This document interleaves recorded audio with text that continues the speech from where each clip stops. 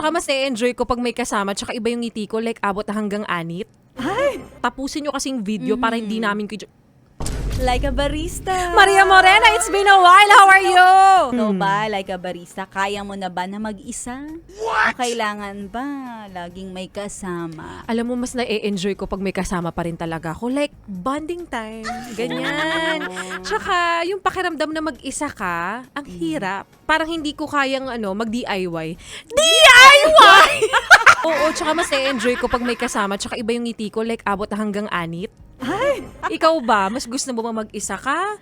O mas Gusto ko mo talaga may kasama, pero kasi may mga time na hindi naman natin maiiwasan na kapag mag-isa ka na lang, kailangan gawin mo by yourself. Ako talaga kinakaya ko ng mag-isa.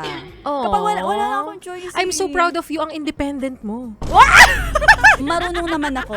Marunong ka namang maging mag-isa. Oo, kayang-kaya naman ng mga kamay ko yun.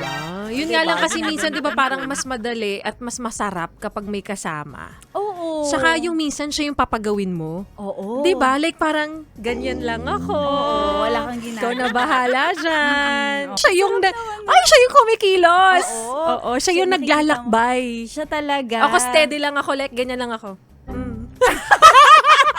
Ay, naku, ano ba pinag-uusapan natin sa mga nanonood? Eto, Ang pinag-uusapan namin ni Laika Barista ay kung kaya nyo bang mag-isa o gusto nyo laging may kasama kapag Mag-grocery. Ano pang ginagawa mo dito, ha? Sinasabi ko na nga ba eh. Solid yes friend ka talaga. Dahil nandito ka na rin lang, sige na, Mag-like at mag-comment ka na. Mag-subscribe ka na rin at i-click ang notification bell. Para mapasali ka sa mga kalokohan namin. Bawal na bawal mag-no dito, ha, kasi yes to yes!